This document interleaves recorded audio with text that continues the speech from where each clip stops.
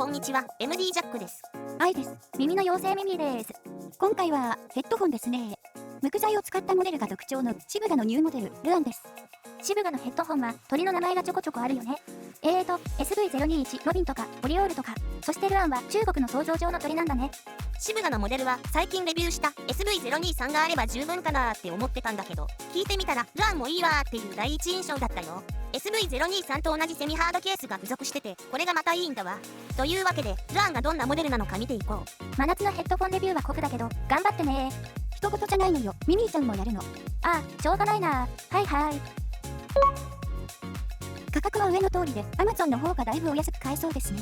SV023 とは価格差が2万ぐらいで、シブガのラインナップの中では多少入手しやすさを感じるね。CNC 機械加工で成形された金属パーツは SV023 とほとんど同じに見える。質感もいいね。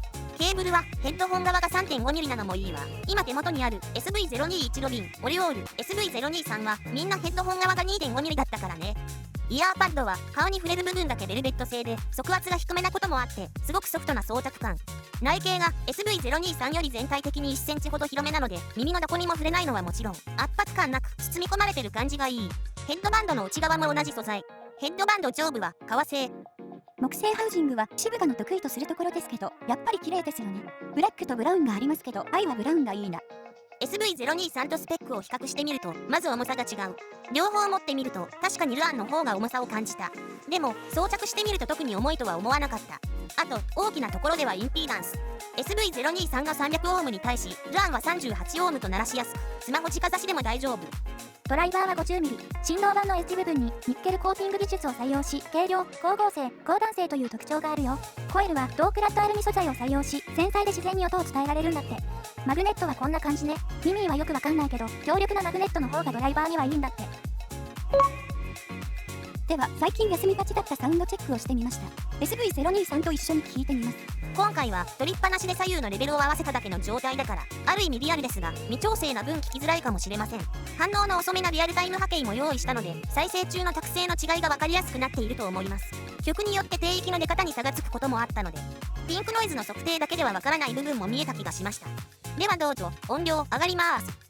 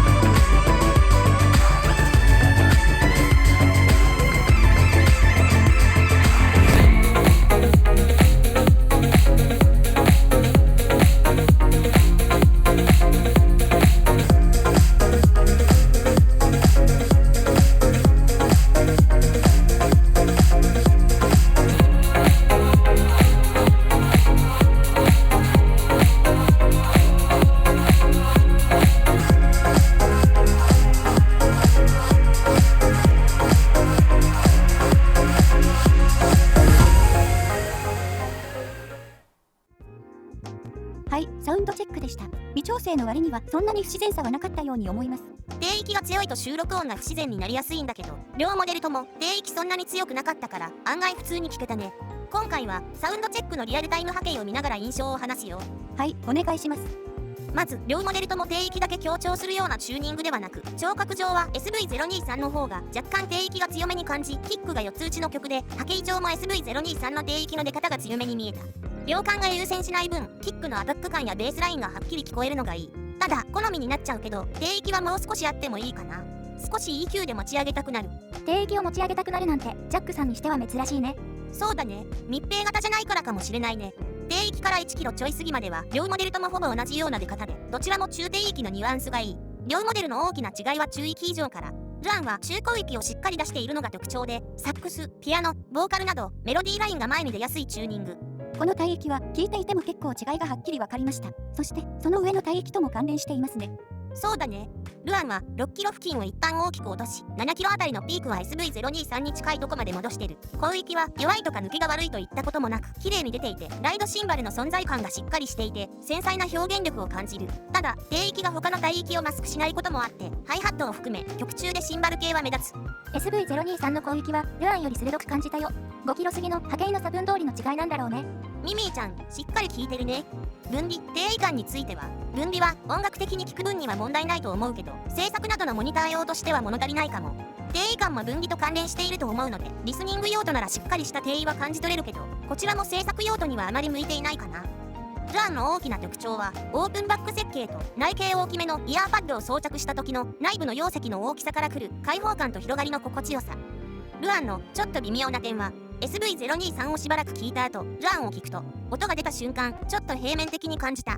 オープンバック設計の分、音漏れは半端ない SV023 も同様。両モデルの違いは、低域、高域の切れ、少し沈む中高域、分離の良さ、立体的で、ややモニターライクな SV023。全体的に、重心も効いた印象も軽めで、開放感、広がり重視のルアン、といったところでしょうか。あと、どこにも当てはまらない印象として、イヤホンで聞いた後ルアンを聞いても、違和感がほとんどなかった。ということも付け加えておきます。ルアンの価格は SV023 に次ぐ2番目になるんですが、今までレビューしたシブガのヘッドフォン4モデルの中で、個人的にはバランスと広がりの点で一番聞きやすい質感のモデルです。インピーダンスが低く、鳴らしやすかったり、ヘッドフォン側のジャックが微ケーブルに汎用性の高い 3.5mm を使用していたりと、高品質プラス扱いやすさも意識したモデルという印象でした。5万円ぐらいまでの予算でヘッドフォンを検討されている場合、リスニングメインならルアンを候補に挙げてもいいんじゃないかなと思います。ということで、シブガルアンのレビューでした。ではまた次の動画で。ご視聴ありがとうございました。MD ジャックチャンネルはイヤホンレビューを音と波形た言葉で表現します。チャンネル登録お願いします。